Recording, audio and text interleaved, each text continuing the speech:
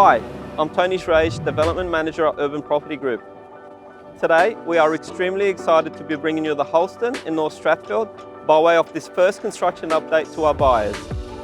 Construction commenced in July and we have now reached bulk excavation level.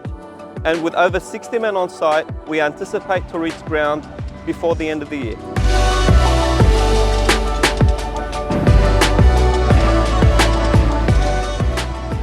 The Halston is comprised of 1, 2 and 3 bedroom apartments, as well as the newly released Homes Collection, which consists of 3 and 4 bedroom oversized residences.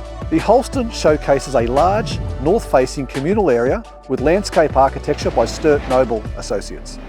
The Halston is being both developed and built by Urban Property Group, meaning buyers can move forward with their decisions with confidence. In addition, Urban Property Group have been around for over 35 years. They are iCert rated and have a proven track record of developing fantastic projects throughout the Sydney region.